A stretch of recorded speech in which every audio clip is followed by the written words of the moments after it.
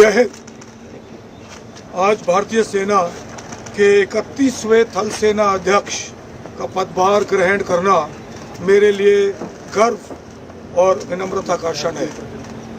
Duty, honour और nation first के आदर्शों के प्रति अपनी अटूट प्रतिबद्धता के साथ मैं इस जिम्मेदारी को स्वीकार करता हूँ। मैं माननीय प्रधानमंत्री जी और माननीय रक्षा मंत्री जी के प्रति अपना आभार व्यक्त करता हूं, जिन्होंने मुझ पर विश्वास किया और भारतीय सेना का नेतृत्व करने का ये गौरव और उत्तरदायित्व सौंपा। मैं उन वीर सैनिकों को भी अपनी विनम्र श्रद्धांजलि अर्पित करता हूं, जिन्होंने राष्ट्र की सेवा में अपना सर्वोच्च बलिदान दिया। उनका साहस, कर्तव्य निष्ठा और निस्वार्थ समर्पण आने वाली पीढ़ियों को प्रेरित करती रहेगी। भारतीय सेना, जैसे कि आप सब वाकिफ हैं, एक कॉम्बैट रेडी और बैटल हार्डन्ड फोर्स है और युद्ध क्षेत्र की हर चुनौती का सामना करने के लिए सदैव तैयार और सक्षम है। इस बदलते सिक्योरिटी एनवायरनमेंट की चुनौतियों का सामना करने के लिए हमें सेना के मॉडर्नाइजेशन यानी कि आधुनिकीकरण को नए उत्साह और दृढ़ संकल्प के साथ आगे बढ़ाना होगा। हमारा उद्देश्य एक ऐसी technology enabled future ready army का निर्माण करना है जो हर तरीके से सशक्त हो और मल्टी डोमेन में ऑपरेट करने के लिए सक्षम हो। इन सभी उद्देश्यों को मद्देनजर रखते हुए और माननीय रक्षा मंत्री द्वारा डेकेड ऑफ ट्रांसफॉर्मेशन के अंतर्गत दिए गए मार्गदर्शन से प्रेरणा लेते हुए मैंने अपने फोकस एरियाज निर्धारित किए हैं। I have put them together in an acronym called Vijay. Vijay का प्रत्येक लेटर व अक्षर मेरी प्राथमिकताओं को दर्शाता है और इनका मैं संक्षेप में विवरण करूंगा। सबसे पहला letter V for vigilance and readiness, अर्थात सतर्कता व तैयारी।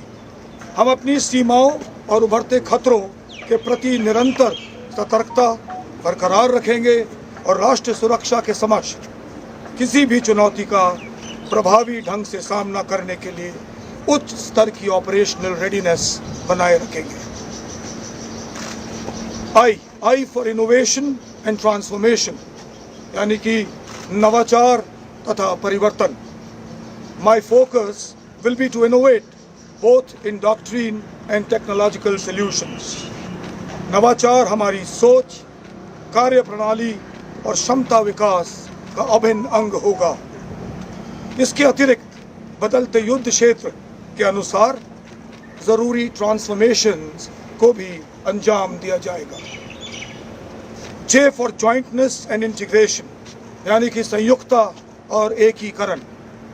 भारतीय सेना की ऑपरेशनल इफेक्टिवनेस को बढ़ाने के लिए हम वायु सेना और नौसेना के साथ सिनर्जी यानी पूर्ण रूप से तालमेल व समन्वय बनाए रखेंगे।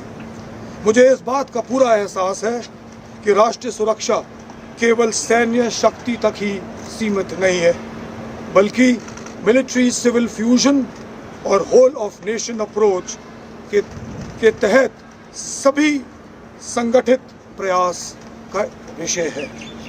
ये इंटीग्रेटेड अप्रोच हमें नेशन बिल्डिंग में भी सहभागी बनाएगा और विकसित भारत 2047 के लक्ष्य की ओर अग्रसर करेगा। ए फॉर आत्मनिर्भरता, स्वदेशी क्षमताओं तथा देश में विकसित टेक्नोलॉजीज की मदद से हम एक सेल्फ रिलायंट सेना बनाएंगे। The overall aim will be to win our wars with indigenous solutions. स्वदेशी समाधानों से युद्ध में विजय। और आखिर में Y for योद्धा फर्स्ट। मेरी परिभाषा में एक अग्निवीर से लेकर सबसे वरिष्ठ वेटरन तक सब योद्धा है और ये योद्धा हमारी सेना की सबसे बड़ी ताकत है। हमारे सैनिकों का टेक्नोलॉजिकल थ्रेशोल्ड और ट्रेनिंग के स्तर को और मजबूत करना मेरी मुख्य प्राथमिकता होगी।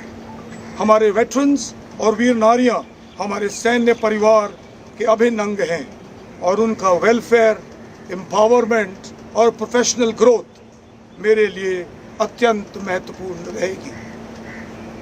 आज इस अवसर पर मैं जनरल उपेंद्र द्विवेदी और अपने सभी भूतपूर्व आर्मी चीफ्स को भी नमन करता हूं, जिनकी दूरदृष्टि और नेतृत्व ने भारतीय सेना को एक सशक्त, सुदृढ़ और विश्वसनीय फोर्स के रूप में स्थापित किया है। इस मौके पर मैं देश के प्रत्येक नागरिक को भी आश्वस्त करता हूं कि भारतीय सेना देश की सॉवरेनिटी, टेरिटोरियल इंटेग्रिटी और राष्ट्र हितों की रक्षा के लिए हर प्रकार से तैयार है और हमेशा रहेगी।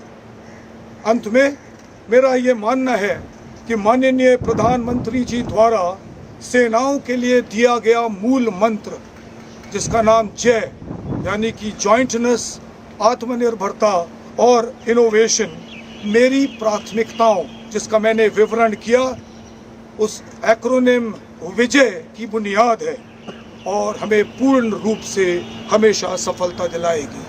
अतः मेरा आदर्श वाक्य होगा, जय से विजय। जय हिंद और जय भारत। धन्यवाद, आप सब इधर आए, बहुत बहुत मेहरबानी। और इसी साथ मिलकर फौज के साथ आप लोग सब काम करते रहेंगे।